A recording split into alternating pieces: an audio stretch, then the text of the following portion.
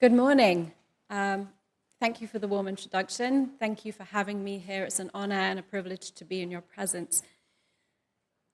You know, as I got to Reykjavik and felt the chill, the frost in my bones, I couldn't help but imagine that momentous morning in October 1975. Across Iceland, offices fell silent, schools closed, shops shuttered.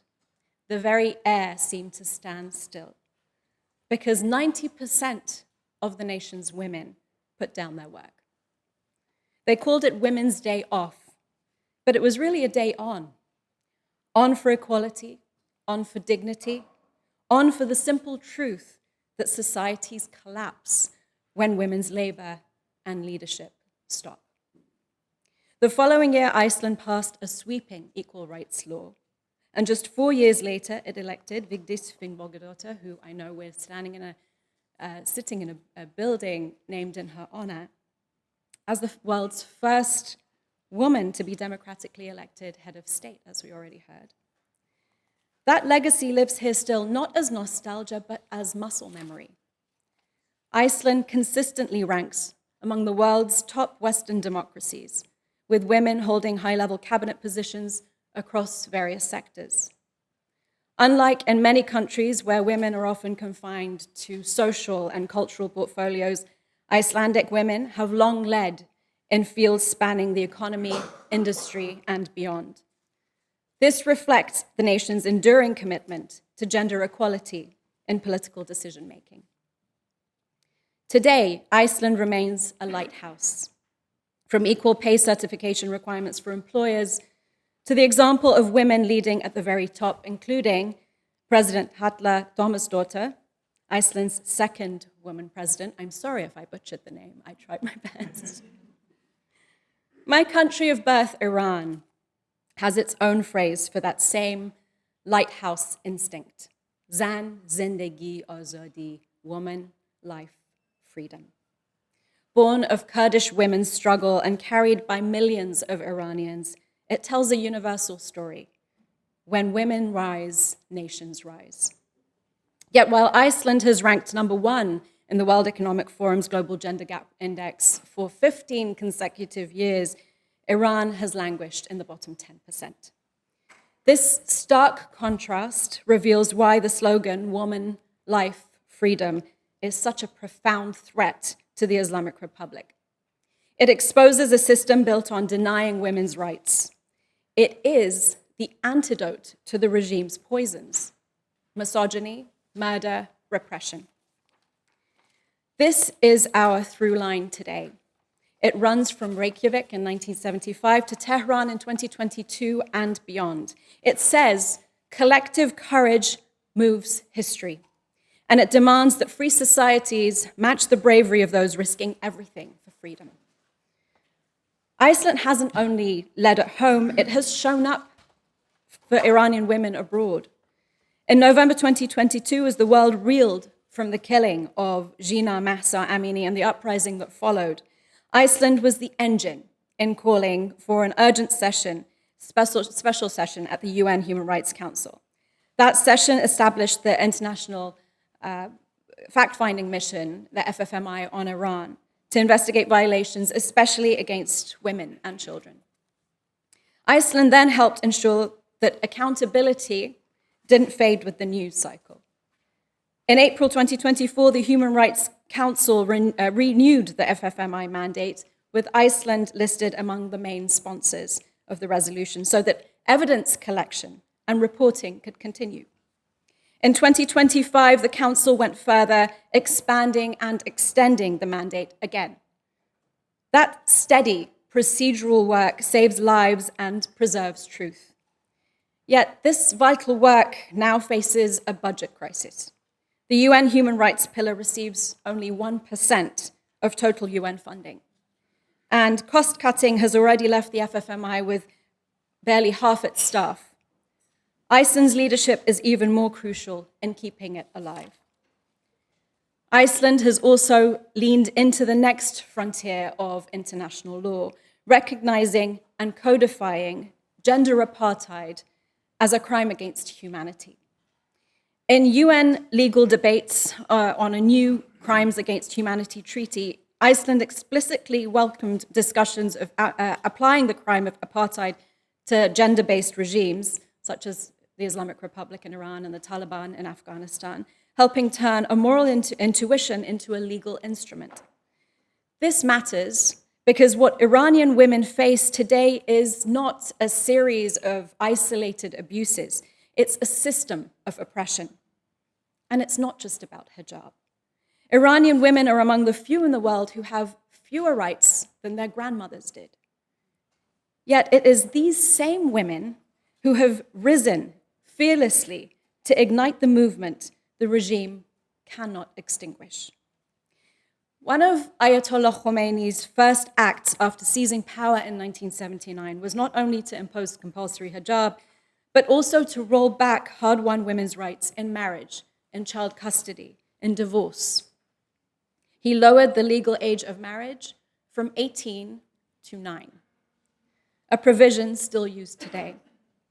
Women were forbidden from singing solo in public, dancing in public. They were banned from certain professions, including becoming judges and president, laid off from government offices, and their lives and court testimony devalued to half that of men's. Of course, some women were called back to work because many of the new ruling elite had not finished high school and certainly didn't know how to type, which is why the state's response to woman life freedom was to pass a new compulsory veiling law, piling draconian punishments onto women and girls who resist the veil, and anyone who expresses solidarity with them.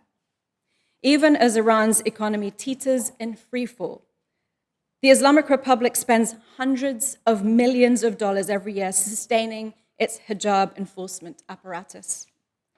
Though women have made its enforcement publicly costly, the new law remains on the books. Women still face fines, harassment, and even flogging. And businesses are shuttered for serving unveiled women. UN experts and rights groups have urged its repeal, warning of an escalation in policing bodies and lives. The only reason it is enforced unevenly, and you see images in Tehran and Shiraz and Rasht and major Iranian cities of tens of thousands of women unveiled.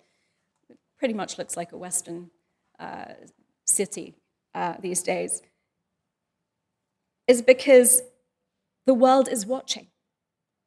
These laws exist, these repressive laws exist, but the world is watching. If that stops, Iranian women will be left to stand alone. At the same time, a new espionage law criminalizes dissent and expands the death penalty. The state has unleashed a breathtaking wave of executions.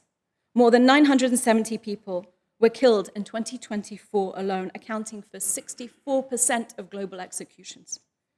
And as of today, October 10th, at least 1,172 people have been executed so far in 2025, the highest rate in 3 decades. Many for offenses that do not meet the most serious crimes standard under international law, many for no crime at all, without due process, without fair trials. There are children in Baluchistan sentenced to death for participating in the weekly protests in the fall of 2022. This is not justice. This is a policy of terror. These facts are not abstract. They are the missing chairs at family tables. They are daughters denied education, grieving parents dragged to prison, journalists silenced, families shattered, communities broken.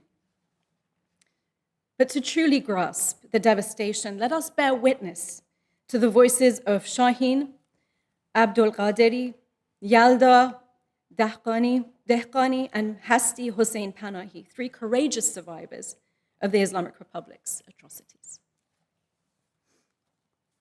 سلام، من شاهین عبدالقادری هستم. یکی از آسیب دیده‌های جنبش ژینا. یک شب که در زمان خیزش ما بیرون رفته بودیم، به سمت ما تیراندازی شد. الان 300 ساچمه توی طرف راست صورت منه. 50 روز بعد جمهوری اسلامی شوهر منو دزدید. به این هم راضی نشدن، پسرم را گرفتن، شکنجه کردن به خاطر اطلاع رسانی درباره سرنوشت پدرش. الان در وضعیت بدی به سر میبرم و نیاز فوری به درمان دارم. اینها گوشه ای از جنایت‌های جمهوری اسلامی هستند و من شاهد زنده آن هستم. یلدا دهقانی هستم. 28 ساله. متأهل هستم و ایران میکاپ آرتیست و گیریمور بودم. با شروع اعتراضات زن، زندگی، آزادی، من هم مثل بسیاری از هم‌میهنانم با ایمان به اینکه آزادی حق ماست، سکوتم را شکستم. به خیابان رفتم و بهایش را با از دست دادن زندگی خودم و خانواده‌ام و 7 ماه شکنجه و تجاوز و اعدام مصنوعی دادم. بارها مرگ را بوسیدم، ولی زنده موندم تا شهادت بدم. ما از همیشه به حقیقتی که برایش جنگیدیم نزدیکتر هستیم. زن، زندگی، آزادی. سلام و درود. من سمیرا مادر هستی حسین پناهی هستم. قبل هر چیز در داورترین کار همین است که من به جای هستی حرف میزنم. هستی در زمان قیام ژینا در سال 401 دانش آموز 14 ساله در مقطع دوم راهنمایی بود و همزمان با تحصیل به نویسندگی در زمینه داستان‌های کوتاه فعالیت میکرد. هستی در مدرسه توسط نیروهای اطلاعات شهرستان دهقلان از توابع استان کردستان مورد بازجویی قرار گرفت و تا جایی که برای دستگیری او به تعقیب سرویس مدرسه اقدام کردند و در اثر این اقدام وحشیانه هستی به مدت 6 ماه کما بود. هنوز هم با گذشت 3 سال از این اتفاق متاسفانه هنوز سمت راست بدنش فلج است و از لحاظ ذهنی هم با مشکلات جدی روبروست. جمهوری اسلامی طی این 46 سال جنایت زیادی علیه کودکان و مردم ایران مرتکب شده که هستی و افراد زیادی نمونه بارز و شاهدی زنده بر جنایت جمهوری اسلامی هستند. Their courage brings us back to the question before us: how will free nations respond? The bravery of these survivors mirrors the unyielding spirit of Iranian civil society. Even in the face of unimaginable cruelty, women continue to reject the compulsory hijab, to sing, to dance, to reclaim the public square. With each act of defiance, they have reshaped society, not because the regime has reformed, but because Iranian women are unstoppable. Today, Iranians, regardless of age, gender, ethnicity, or ideology, are insisting on a future where no one's dignity is conditional. Iceland's story teaches us 3 lessons that resonate powerfully for Iran. The first is that shared purpose turns many voices into one powerful community. The 1975 strike worked because it was collective. In Iran, the movement's power is also collective. Students, workers, teachers, truck drivers, minorities, artists, mothers of the slain. Our task is to keep that community visible and connected, even as the regime tries to divide its opposition and international lawmakers in order to survive. The second, in free societies, law is a lever for change, not a tool of oppression. In Iceland, collective action led to laws that locked in women's gains. In Iran, by contrast, laws silence, punish, and prevent change.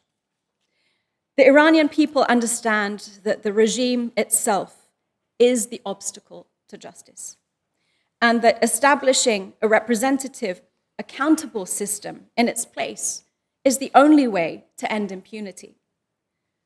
Just as Iceland transformed activism into lasting legal change, Iranians can turn today's fight into tomorrow's constitutional protections.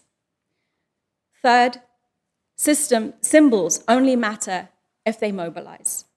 Vigdis in 1980 wasn't symbolism, she was governance. Likewise, woman, life, freedom isn't a hashtag, it is a governance demand for women's rights, for dignity, for democracy. So where do we go from here? I'd like to offer 5 concrete avenues for Icelandic leadership. The first, lock in accountability architecture.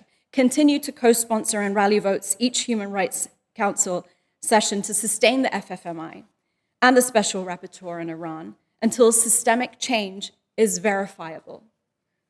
Ensure that the resolutions on Iran include language addressing transnational repression, because that repression doesn't only exist at home. They follow dissidents abroad and they target them.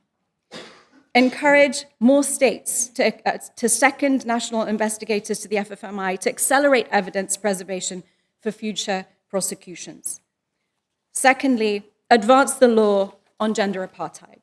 In the UN Sixth Committee negotiations on the Crimes Against Humanity Treaty, champion explicit recognition of gender-based apartheid, building on Iceland's own public interventions, calling for that discussion. Convene a Reykjavik legal roundtable bringing Global South jurists, Afghan and Iranian women's rights defenders, and treaty negotiators to land workable text. Thirdly, target the machinery of repression. Use Iceland's sanctions and financial integrity tools, coordinated with the EU and like-minded states, to designate individuals and entities credibly implicated in severe abuses. The architects of the compulsory veiling law, those cracking down on peaceful protests, state broadcasters airing forced confessions, and those directing execution surges. Iceland can also use its free press to amplify Iranian dissidents' voices while exposing and countering regime propaganda. Fourth, resource civil society resilience. Expand emergency visas and temporary relocation fellowships for Iranian human rights defenders, journalists, lawyers, and artists. Help fund independent unions, human rights defenders, scholarships for at-risk students, Persian language helplines, legal aid, and digital safety training. Partner Icelandic universities, media labs, and women-led startups with Iranian diaspora initiatives to sustain knowledge networks. Fifth, keep the world's eyes open. Use Iceland's moral megaphone, its presidency, its parliament, cities, and cultural institutions to platform Iranian voices at every major gathering. Instead of hosting representatives of the repressive regime, invite courageous Iranians to your state functions, amplifying the voices of those fighting for the very freedoms you uphold. Encourage sustained media coverage of the execution crisis and the targeting of women under the hijab law. This grim arithmetic must never be normalized. Solidarity is not seasonal. It's not the week of an anniversary. It's the work between anniversaries. It sounds like ambassadors counting votes in Geneva at 3 a.m. It looks like a small island state standing up in rooms where it would be easier to sit down. It feels like the steady hand extended to those still crossing their storm. Iceland once taught the world that when women sit out, everything stops. Iranian women are teaching the world that when women stand up, everything moves. They have marched unveiled, under batons and cameras. They have sung in court corridors. They have turned grief into action. Our task, our privilege, is to match their courage with consistency. So let us commit to name the system, gender apartheid, so we can outlaw it, to count every life taken over 1,100 so far in 2025. So we can halt the machinery that takes the next, to raise the political cost of repression and stop the Islamic Republic in its tracks, and to defend the truth finders, the fact-finding mission, and the special rapporteur, so history cannot be revised by the perpetrators. Movements are maps. They tell us not only where people are, but where they're going. The map from Reykjavik to Tehran is clearer than it seems, from Women's Day off to woman life freedom. From the world's first elected woman president to the day Iran holds its first truly free election, where every woman can compete for the nation's highest offices. The poet Forufar Rossad once wrote, "I shall plant my hands in the garden. I shall grow. I know, I know, I know." Iranian women have planted their hands in the rocky soil of history. Our job is to make sure that garden survives the storm, grows roots strong enough to shape its destiny, and ultimately sees the sun. Just as Iceland's legacy honors the Valkyries and Freya as symbols of strength and guardianship, Iran's future can rise on the wings of women inspired by the ancient goddess Anahita and the courage of generations. Our societies, though distant, are bound by this deep reverence for women as creators and protectors of life and freedom. Kona, liv, frelsi. Zan, zendegi, azadi. Woman, life, freedom. Thank you.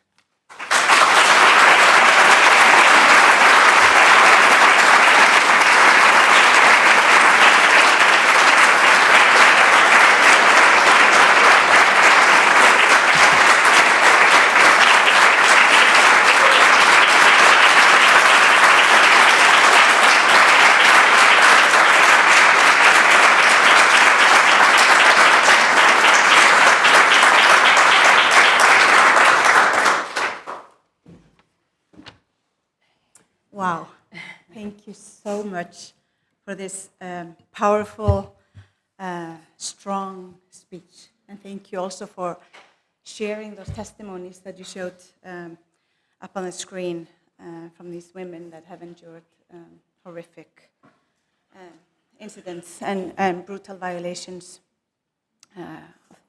for themselves and their loved ones.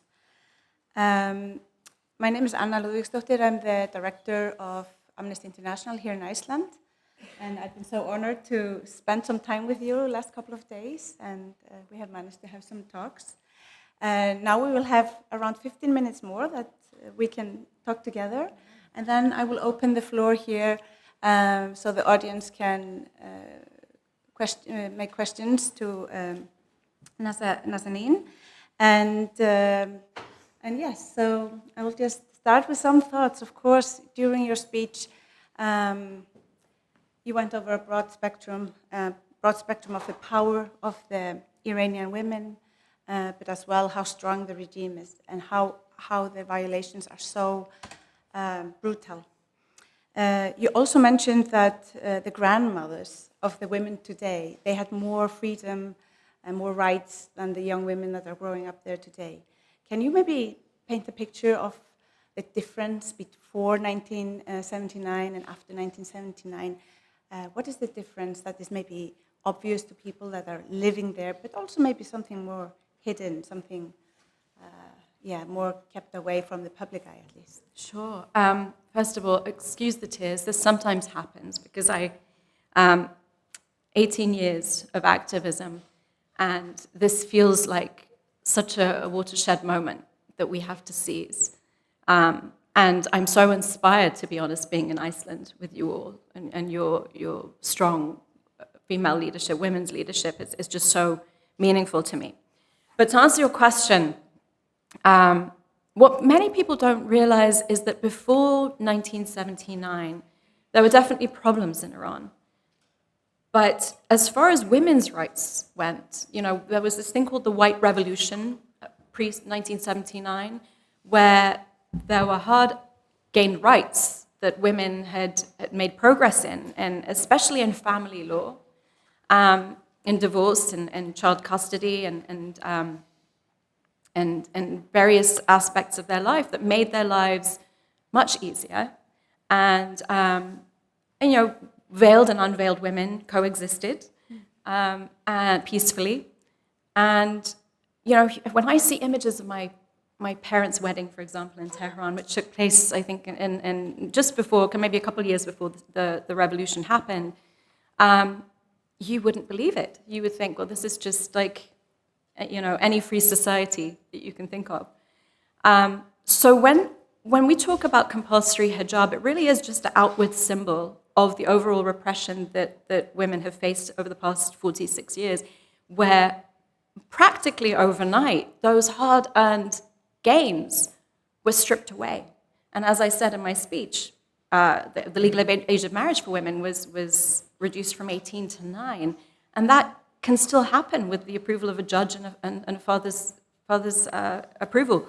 And so that's from child marriage to the loss of all those family laws and protections, and the fact that we used to have a thriving national ballet. We had female pop singers. This is something that is sort of unfathomable now. It's unbelievable for people, but it is a very stark contrast. And because these young women are seeing images of their grandmothers doing all those things and going to the beach with their boyfriend, it's something that they connect to, and they think that they can regain those rights. Mm-hmm. So they see they have role models in Absolutely. front of them in the people in their families, but as well probably, as you say, in photos and stories that their grandmothers tell them. What do you think? You mentioned also gender apartheid. What significance does it have that it has been recognized, the system has been recognized as a gender apartheid? Amnesty International now uses that word. We hear that. Human rights organizations are using that word for the system. What difference does that make for women in Iran? Yes, I want to be careful because we have recognized it as Amnesty and various institutions and lawmakers. I'm so grateful that the lawmaking, several years ago, lawmakers would hesitate to say the words gender apartheid. Even at Amnesty, we struggled to use, because we thought, well, this isn't really a legal, and it still is not, under international law, a legal term. But we're normalizing it because you have to name it to dismantle it. It's as simple as that. If you don't name it, if you don't have it codified, how can you dismantle it? So I applaud every woman leader, every government that is pushing that forward, because I think it's one of those things that, as it did in the racial context for South Africa, it will absolutely change things for the women of Afghanistan and Iran. Now, you're also a world-famous actress, if I can come a little bit into a personal part of your life. You have used the platform that you have to raise your voice, and you have been an activist for a long time. Has either role in your life, either being an actress, interfered with you being an activist, or your activism, has it ever interfered with your role as an actress?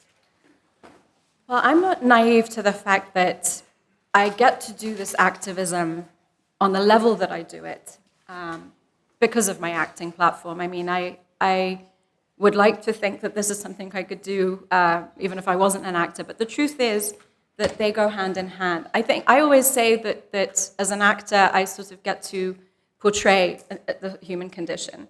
And as an activist, I hopefully get to contribute to changing the human condition. But both of them are rooted in empathy.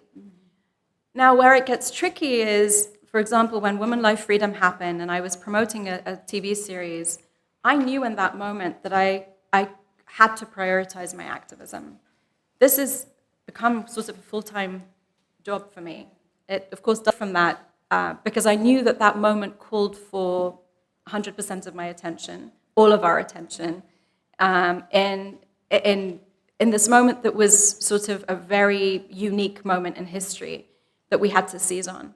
And so in that sense, when you're outspoken, there's always a chance that someone may not agree with you.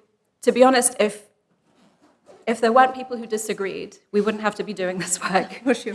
So, of course, activism is all about pushing up against boundaries and walls. And I think that can always create pushback that can affect your career and your livelihood. But I think it's a moral imperative, and I can't do it any other way. And you have been championing, for Amnesty International since 2008. Earlier this year, you were chosen as the ambassador of conscience for Amnesty in UK. How important is it? These human rights organizations, not only Amnesty International, is plentiful of them. How important is it that these organizations are often hand in hand, fighting for the same cause and putting the eyes of the world on the same issues? How does that help the fight of the Iranian women? Yeah, I've been very fortunate to be partnered with Amnesty US for a long time, and then Amnesty UK, I think it's been for a few years now, and I'm on the board of a wonderful organization, US-based organization called the Abdurrahman Burman Center for Human Rights in Iran, which is only Iran-focused. And what it does is it essentially organizes the work that I'm able to do. It gives you a sense of community, and it gives you, a partnership that essentially helps streamline your activism. Mm-hmm. I remember when I started, I would, by myself and maybe two of my friends, go outside of media networks and hold pickets and signs and then just sort of try to get the word out. But when you have organizations you can partner with, it really gives you sort of an avenue and a path to follow. And you have like-minded people, who can work alongside you, because I think this work, you cannot do it alone. It takes community, as you know, as the head of Amnesty here in Iceland. Power numbers. Exactly.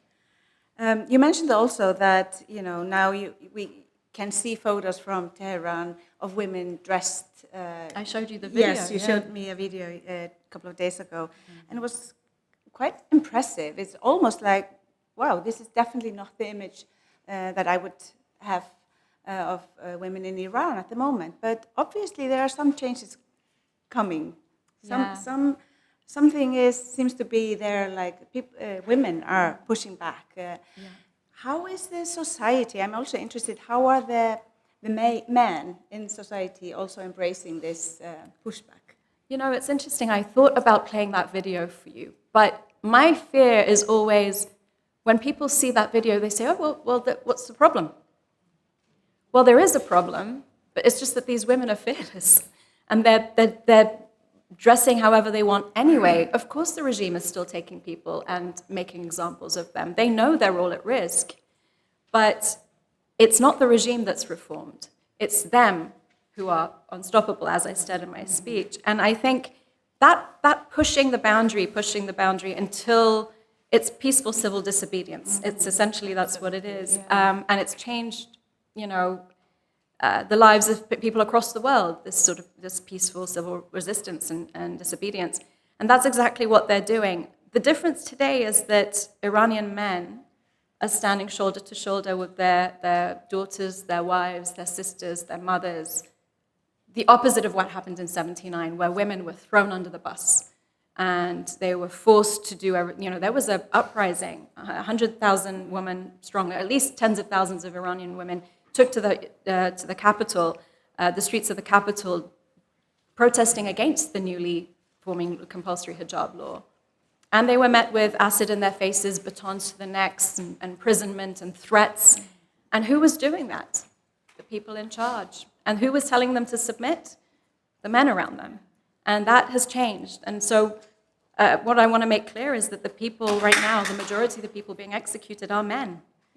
Because these are also men who are calling for democracy and standing for the women. And it's not just about women's rights anymore. It's become about democracy, because they understand that without half the population of a country being represented and having their freedoms, democracy can't exist. But also ethnic and religious minorities have no rights. And LGBTQ plus community doesn't have rights. And the list goes on and on.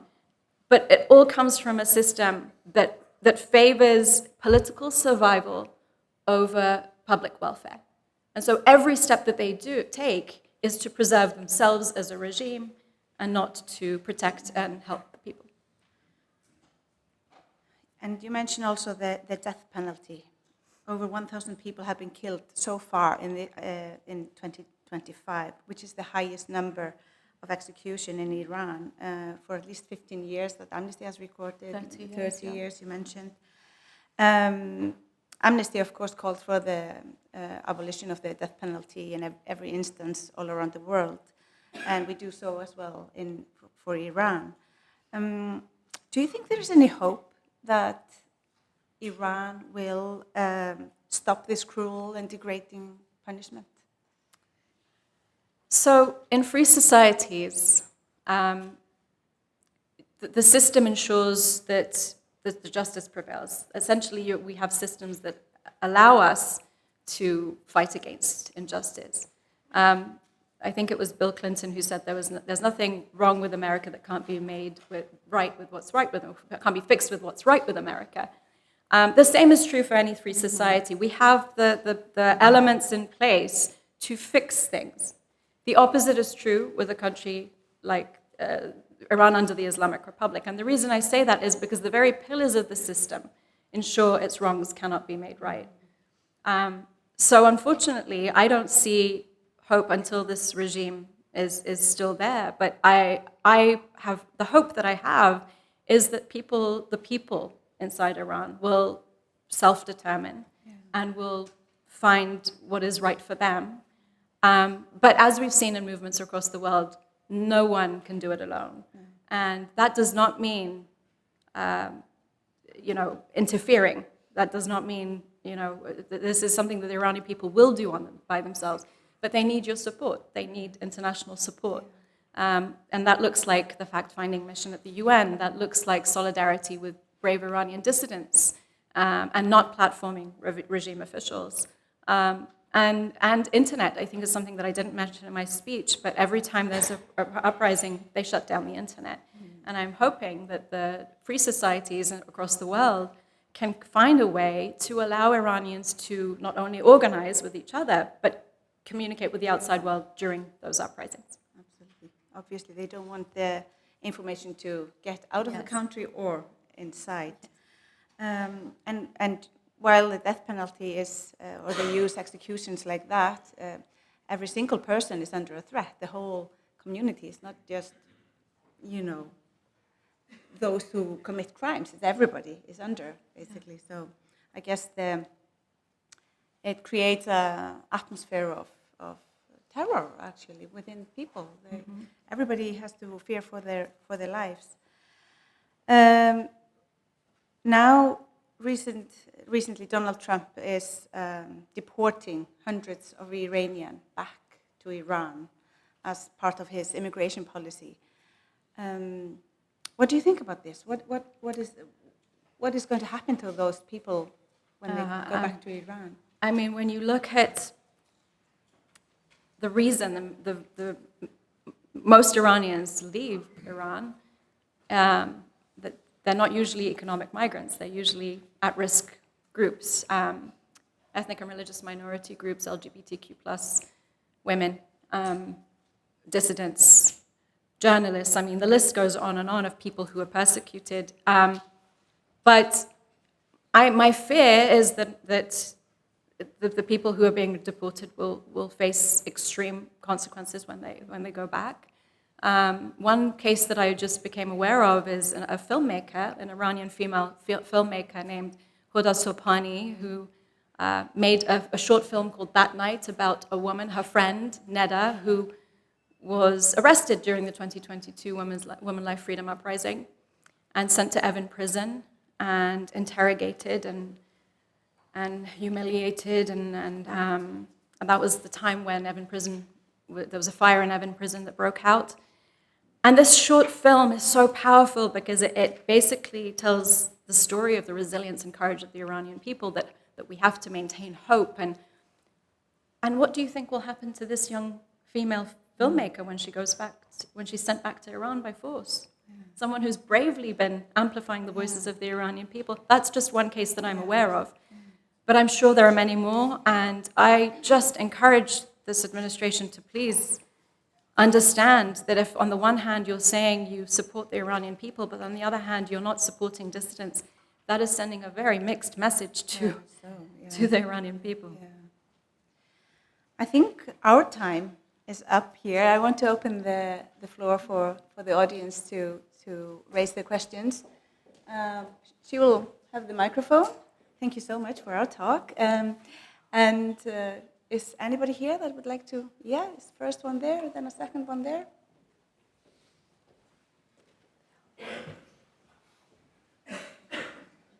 Thank you very much, Boniadi. You were very humble and emotional speech you had. Thank you.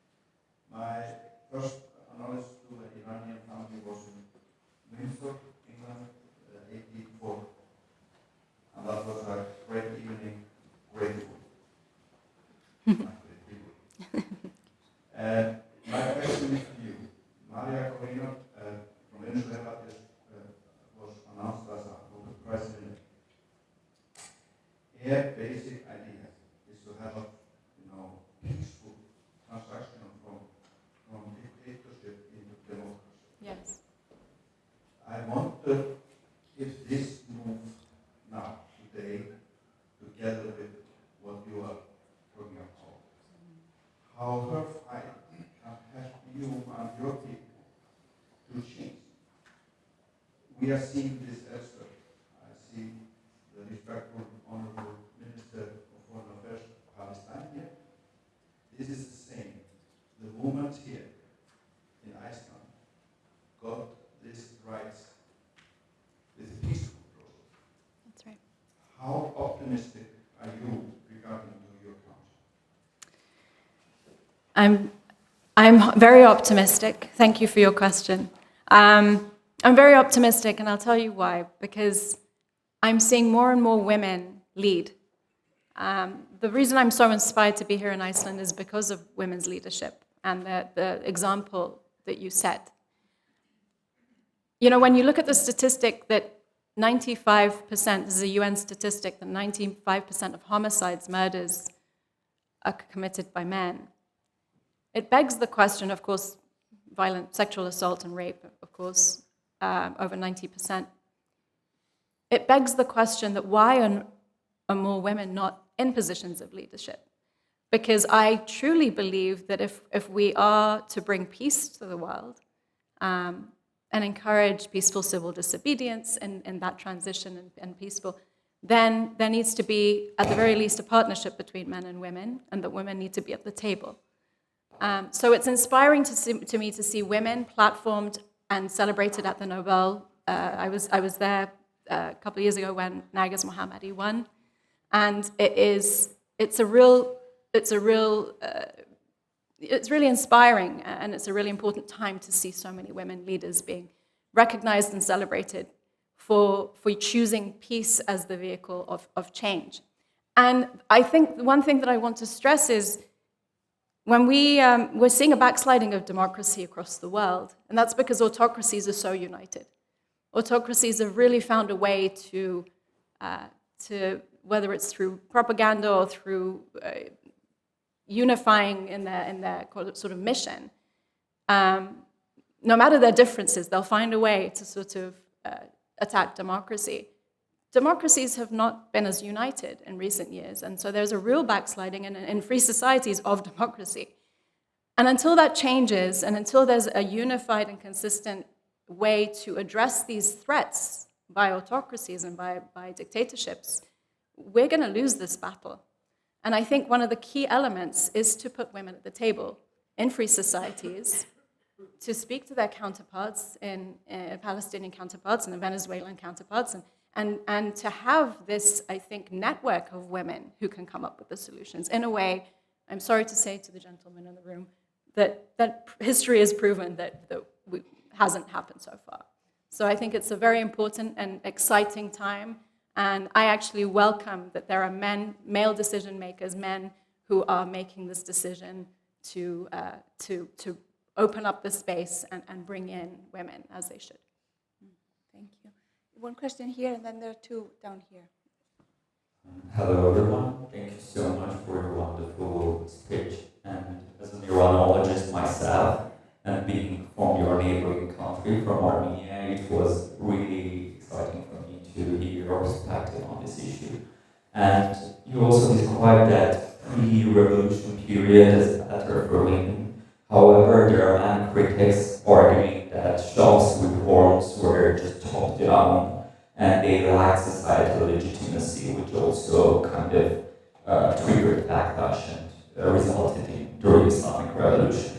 So my question is, do you think the current challenges reflect a reaction to those earlier challenges, or they were just like out of nowhere and that triggered all of this? Thank you so much. It's an excellent and insightful question, and I'll tell you why. Because I think unless Iranians, there's a chicken and egg situation in here. Did a problem exist before 1979? And I'm not talking about only leadership. Within society, did we not, there's something that has been long existing within us that we need to fix. The idea that we can overcome this regime, for example, as individuals, to me is a pipe dream. We have to find unity in the opposition. And I think that is where the chicken and egg situation comes in, is unity didn't really exist before 79. We're very factionalized, we have many, many factions.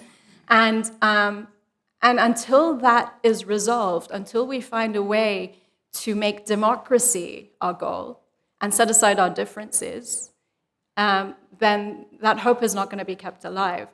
And unfortunately, that didn't happen before 79, and it's still not happening. I'm hoping, what's interesting is the youth in Iran, the people who are putting their lives on the line, they're all united across ideological divides. What is troubling to me is it's the people who are in the comfort of their homes across the world who don't seem to get their act together, and it really is the diaspora. So my call to Iranians everywhere is, this is a pivotal moment for the country. Are you going to really talk about division in this moment? And no, I'm left, I'm right, I'm a Republican, I'm a monarchist, I'm an extreme monarchist, I'm a constitutional monarchist, I want this person, I want that person, I won't talk to this person because they, this is a huge problem. Yes, it exists across the world, but it's very intensified in the Iranian context. So my hope is that we really start to reflect on issues that existed before 1979, what we didn't manage to fix. I think one thing that did exist in 79 with someone like Bakhtiar, who was the prime minister, is there was room for reform. And I think the problem now is there's no room for reform. So there are lessons that we can take from 79, pre-79, the revolution to date. But unless we learn lessons from history, it's going to repeat itself. I think there was a question over here. Did I see a hand? No? Magne, then yes. Okay. We'll take two questions at the same time now. And so. Yeah, thank you so much. It was very inspiring and also very educational. Obviously all of us work in your work for the gender balance. But my interest is a little bit in the role of religion when it comes to gender equality, because one of the issues with the level of gender equality not only in Iceland but Northern Europe is partly the religion. Like Martin Luther was reforming the Catholic religion, Protestant religion came out of it, and he was saying there shouldn't be any intermediate between man and God. And women said, well, we are also men. So they started to advocate to become priests. And in Iceland, for example, like the first by law, it was very contested that you could become a priest in 1914, then 1974 was the first women. It was when feminism was, they became feminist theology. And then the first bishop was not until 2012. So if you're not good enough for God, are you good enough to be a politician, prime minister, or president? Because there is this kind of association.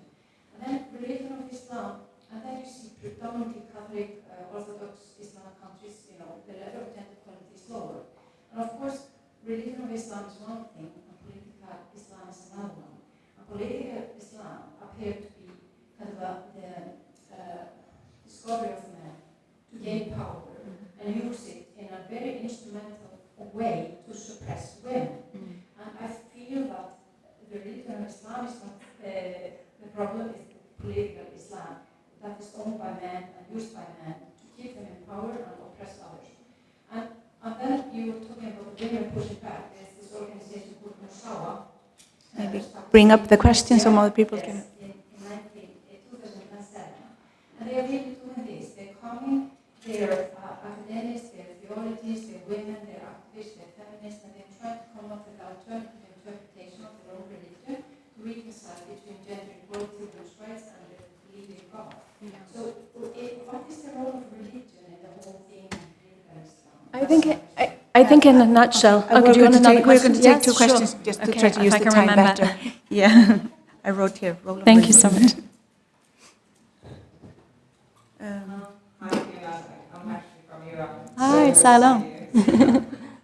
I wanted to ask one question that, what we've seen that women life freedom got a lot of attention worldwide. And then, of course, the attention went to pro-Palestine movement suddenly because it was such a disaster that was happening. Yes. Don't get me wrong, I'm not trying to say that that's less important or more important. I am actually a pro-Palestine activist and an environmentalist that I've been leading campaigns actually for both. What I'm trying to say, I do that because I see a very bold connection between all of these movements. But what is happening in practice, as you said, we have to be united. But what happens is that when a disaster happens in climate or when something happens in a war, it divides the movements. What I'm trying to do to say that these are all connected, and I'm advocating more and more for that. But I just want to hear from you, how do you see in practice, how is it possible to amplify through other movements that's happening? Yeah.